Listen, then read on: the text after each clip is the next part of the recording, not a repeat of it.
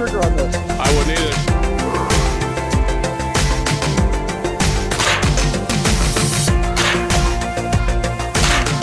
What a fun gun though. Oh, tearing it up. And it's half the cost of T23. Very true. Half the cost.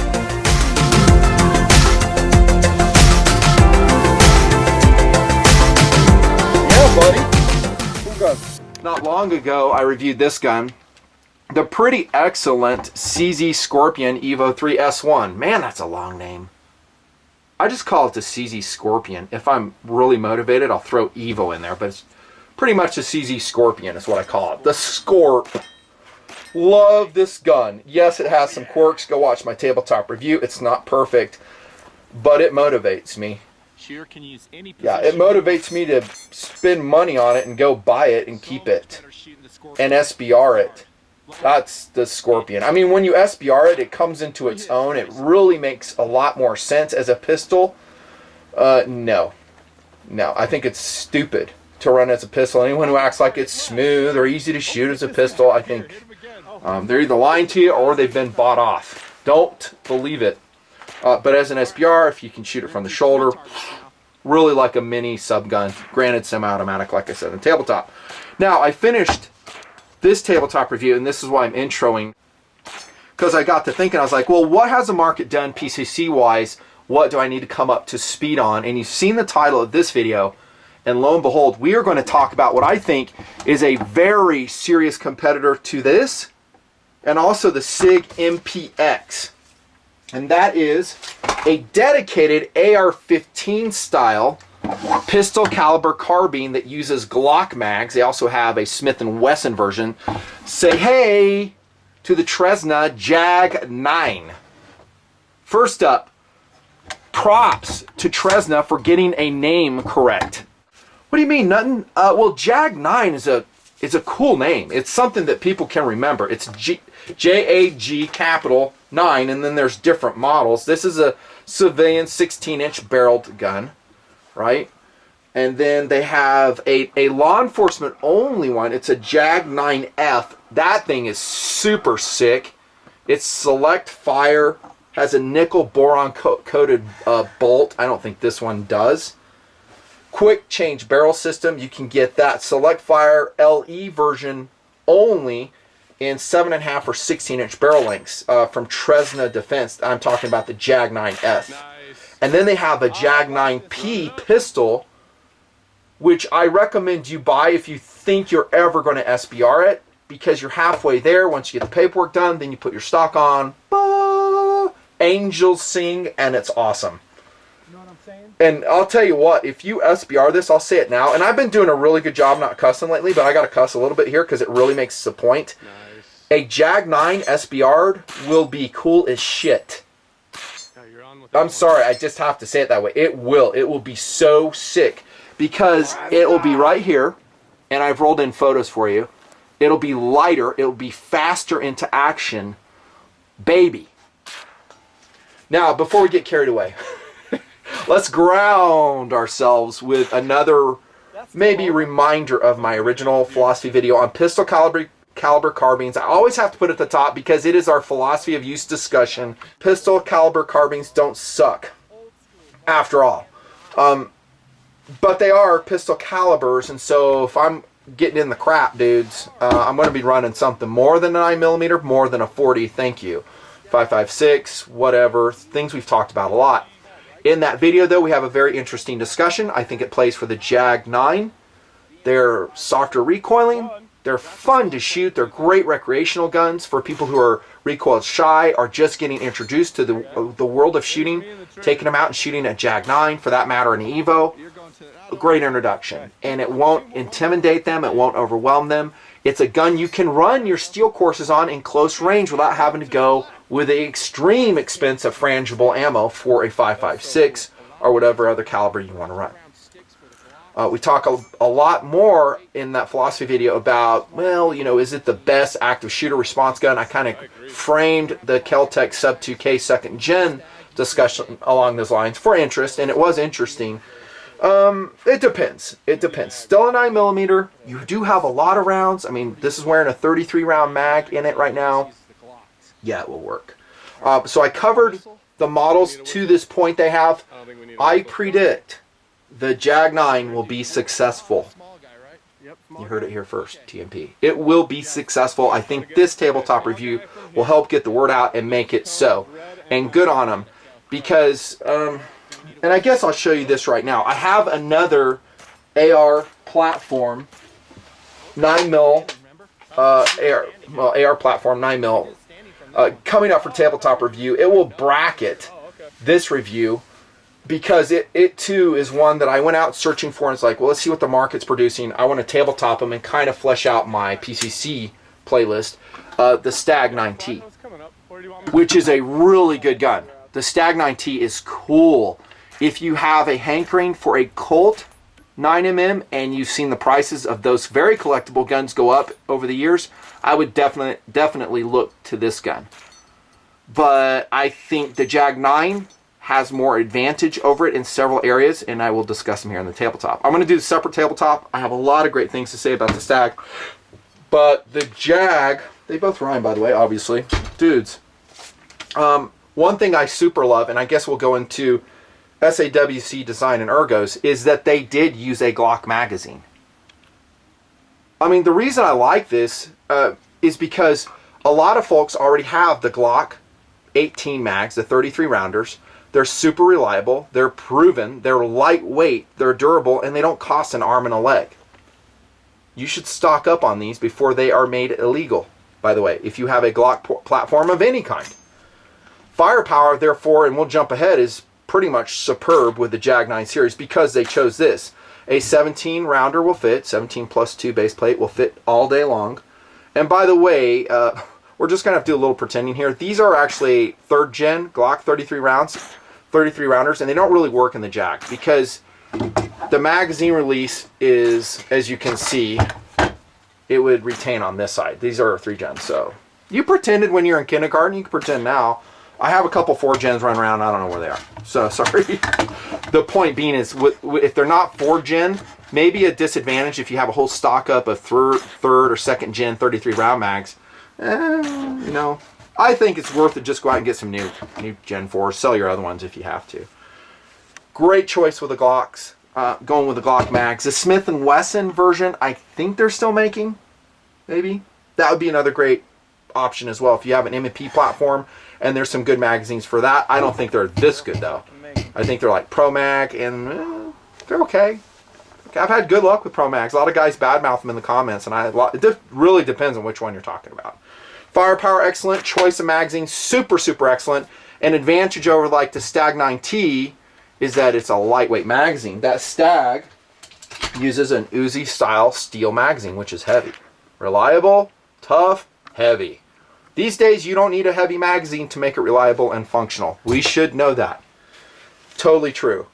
As configured here, and that's with a TRS-25 with an AR-15 riser mount, a medium quality red dot. We're not made of money here, so it works. You know, it works. 6 pounds, 15 ounces as you see it. So if you go with an SBR version where maybe you buy this version and then you lop it off, you get the paperwork and everything, I don't know, you probably save 6 ounces of weight. So it'd still be 6.5-ish. Not super, super light. The Kel-Tec Sub 2K definitely is lighter. Definitely. I think one thing, I'll jump to this right now, that Tresna, dudes, you can do, I hope you do it, is get rid of some of this metal right here. This is a big chunk of 70-75 milled out T6 aluminum for the Jag9. And the beauty of it is, and there's lots of great things about it. One is that it has a very flared magazine opening, unlike the Colt, which has like mag blocks and an AR-15 well, right? You remember that system? And let's look at the Stag.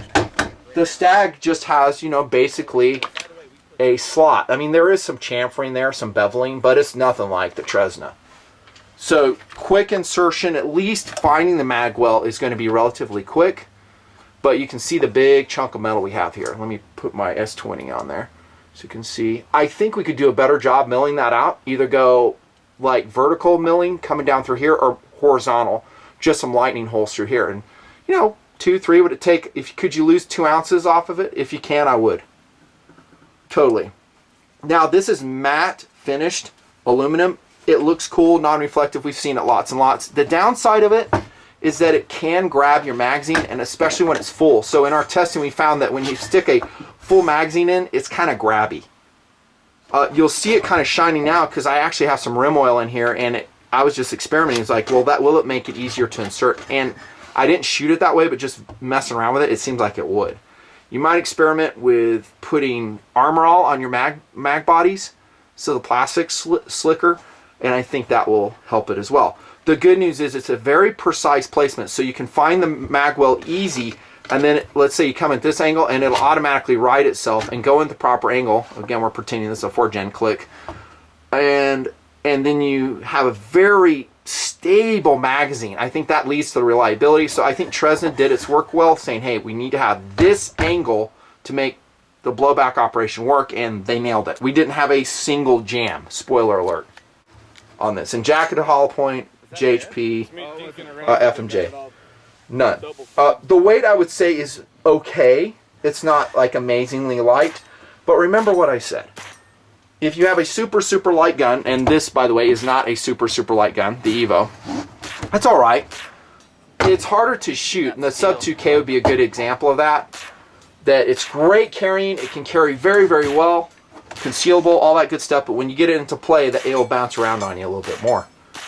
That might be why the Stag 9T is a little bit heavier, that it's designed for that. Maybe range use, maybe, I don't know, whatever competition it would be entered into. That. I think the Jag9 strikes a middle ground with that. You might be able to save some ounces, like I said, milling the receiver out, lopping the barrel off. That's about it. It's wearing an Odin Works rail on it, which I actually like. That's a good rail. It's not too fat. It's key mod capable. Very airy. I like it. They had some other rails on it, and then PFIDude and myself said, man, we got to put a different rail on it. And in fact, I can't remember. I think PFIDude put this one on. Right here.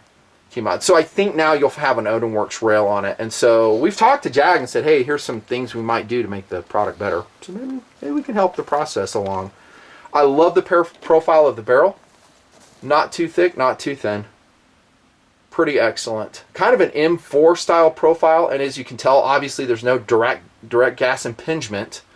It's just a simple blowback. It's a 9mm A2 bird cage on the end of it. Stepped barrel here. Really a perfect place to mill it off right there and thread it if you want to do it. This is a 9.5-inch rail, as you can see. A lot of the rest of the stuff is pretty standard AR-15. In fact, it will take AR-15 triggers. It does have a forward assist. I kind of wish Jag would totally get rid of that. That would save an ounce or two. We don't need it in a blowback gun. We didn't need it at all. Integrated trigger guard, so you can't swap that out. I think it's enlarged enough. The trigger on it is actually pretty excellent. Well, let me back up a little bit. Maybe not excellent, but like we said in the running gun, and that, by the way, was yesterday, it's good enough. I would not take the trigger out of the Jag and say, well, I need to put a better trigger in it. It works fine. There's this side right here. It's kind of a cool gun. I mean, it really is a gun that I've been wanting to see for a long time. We've seen some promises of such guns from other manufacturers. You know, AR-15s that will run off a Glock 9mm, maybe Glock 40 mags. And maybe they're out there. I'm not the expert in all knowing of what the industry is doing it at one time. I'm not. But this one gets it right. Double single point sling plate put on right there. Just an A2 grip here. Receiver, standard AR. Charging handle, standard AR. I did notice in shooting both of the guns, and I'm talking the Stag and this one, when you're shooting an AR-15 9mm blowback, you will get a little bit more, you know, spray coming back through you, because it is a blowback operation. There's nothing being absorbed through a gas system, a gas tube. And so I recommend you wear glasses. You might get just a little bit more of, you know, coming into your face. Not obnoxious, but it's there. I didn't run a can on this. Maybe it'd really be different with a can. You're getting flushed, but it's a blowback operation. The charging handle is kind of an open area, and your face is right here. Just be advised. As opposed to something that's side discharging or bottom discharging, kind of like the Evo. Well, I mean, this is side discharging too, but I'm saying there's like a, you know, a fast track right to your fat face and mine. I like this stock, by the way. This is American Tactical, the version Rogers Super Stock. It reminds me of an MFT. So there are so many great stocks, by the way. And this one's cool. It locks, you know, multi-extendable, and it locks like that right there. Cool. I don't really know if that's commercial or mil spec. Don't really care. Doesn't matter. They're about the same. Cool gun though, man. What else? Oh yes, it is a melanite coated barrel with the Jag9. 1 to 10 twist. Overall length is going to be 33 inches, and that's with a stock compressed, of course. You may have seen on the other side, and right here it has a pictogram for the safety. Whatever, kind of cool, I guess. And I think that's about it. Track record was perfect. Didn't shoot it, 1,000 rounds, but we did several hundred rounds, get a feel for it, see how accurate it was. Reliability, like I said, 100%. And speaking of accuracy, let's take a look. I actually shot it several times for accuracy. Out in the desert, I was kind of disappointed with this result. This is at 50 yards with that TRS 25. So it's a red dot, and I was like, what the heck? I was like, I can't believe I'm shooting that bad. So I don't know if it was me, the gun. I think this is one group. This is another group. This is another group. This is another group. I don't know where that one came from. This is another group. So that's pretty awful. And I was like, I just don't know. So I locked it down, really concentrated on my trigger pull, and then that was that day. And then that was a decent group. With the red dot, that's actually a really good 50-yard group. I wasn't happy with that one.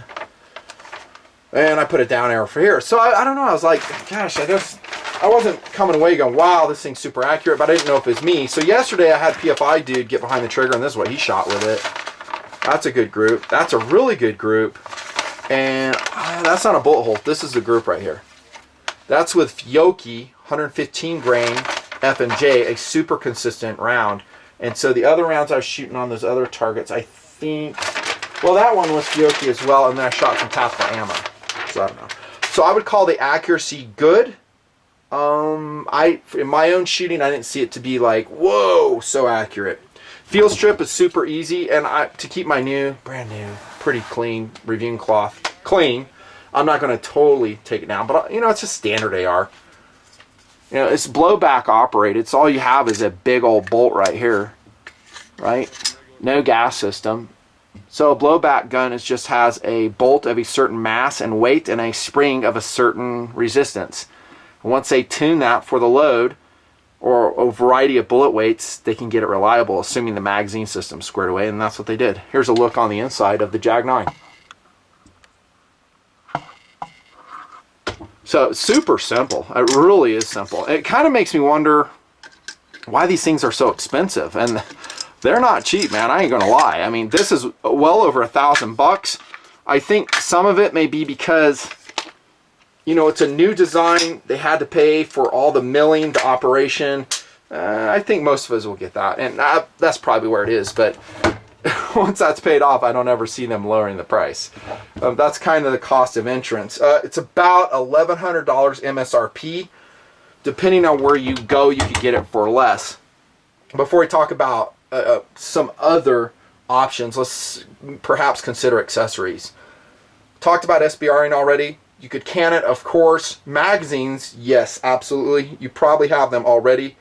In fact, I bet most guys watching this have Glocks, and they're looking for a companion piece to their Glocks just for dinking around. I bet most guys that buy this will just go to the range, maybe set up some run and gun courses, and run the Jag9, and I think that is a super smart choice.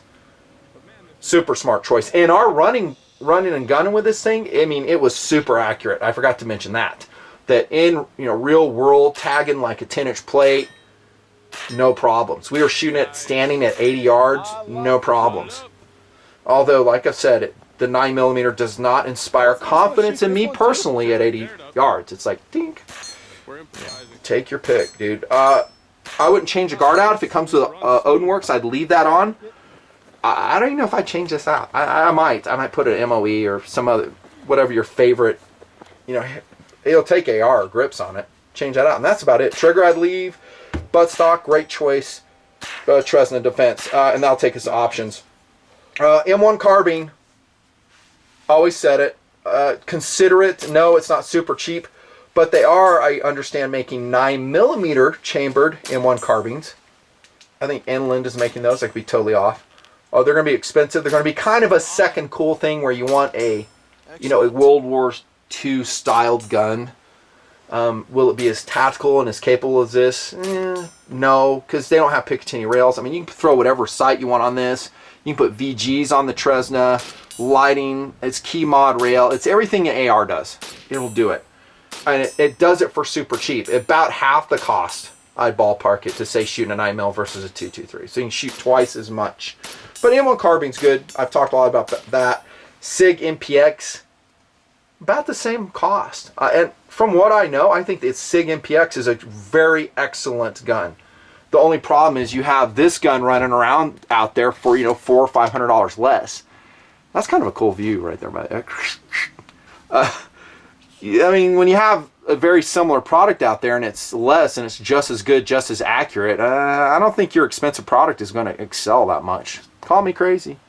And then this, of course. CZ Scorp. It's just awesome. It's got some quirks. The trigger's like a double action trigger. You have to remember how to shoot it. Weird grip angle. You need to SBR it to shoot it right. It is what it is. High Point 995. Don't have it. I either sold it or gave it away. I forget which. I think I gave it away to a TMPer. Great gun. It is so ugly, but the High Point carbine, it's just so good. It's just quirky. It looks like Buck Rogers' gun, but accurate, super reliable, super affordable. Higher capacity magazines would be nice. That is a big downside of the High Point carbine series. Just Right carbine, it's okay. Non-threaded barrel, I'm totally not interested in that. I could go out and get it done myself. I'd take the Jag9 over that any day of the week. Stag 9T, what'd it be? The main problem with the Stag, I'll say this in the tabletop reviews, they need to pitch this freaking rail. I mean, that is a huge rail. It's super heavy. It's a lot of metal. No thanks. 13.5-inch diamond head VRS handguard. No. You know, you cut this off, you put an Odinworks or a super light midway rail on it or whichever, cut it, SBR it, then it'd be very similar to this, but it too suffers from a lot of metal in the magazine area. And it's more expensive than the Jag9. Great gun though. Accurate, soft shooting, super fun. The Stag 9T. It's an option. We're talking about options. And then the 1894 MP5 clone that is now bye-bye. And then the Marlin Camp Carbon. Well, whatever. That's a great gun. I just love it, love it, love it. Oh, almost forgot. The Kel-Tec Sub 2K. Go first gen. Thank you.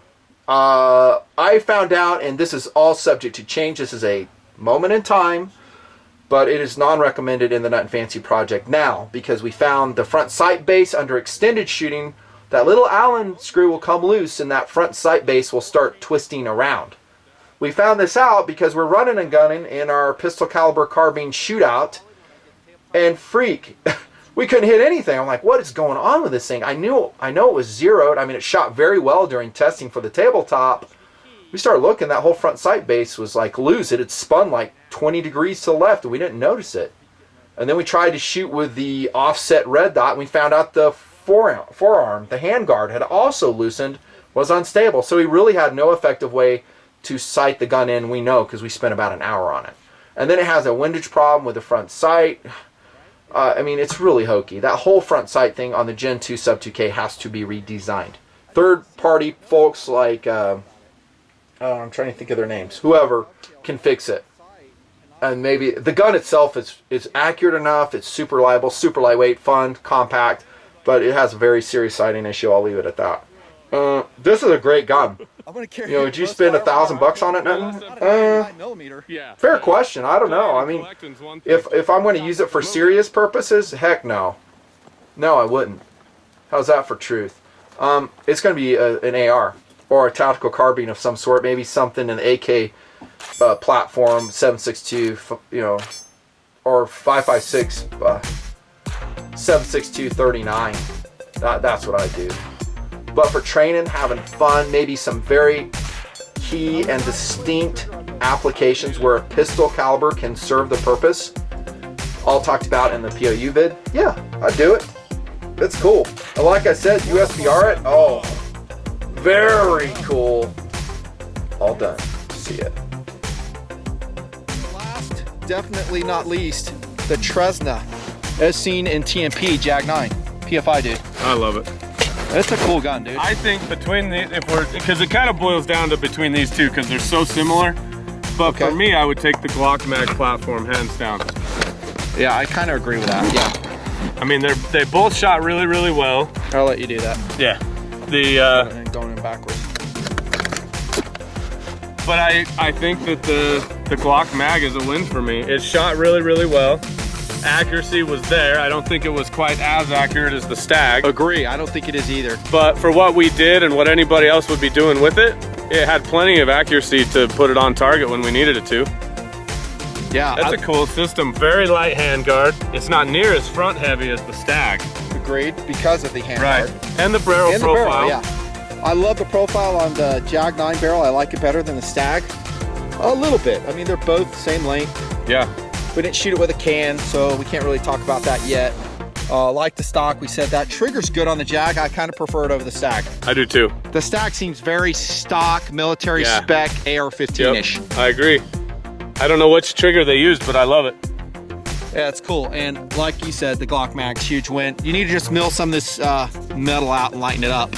Yeah, a little bit out of that lug in the front, if that's a we possibility. Talk about gas buster options. Hold on, let's talk about POU. What's your philosophy of use? Something serious or just dicking around? Just dinking around. I don't really have a serious use for it. It would just be a novelty purchase for me. If it's serious, I go with a bigger caliber, dude. Oh, yeah, me too. I'll run minimum 5.56. Exactly. Minimum. Yeah. Unless I'm really SAWC constrained. Blah, blah, blah.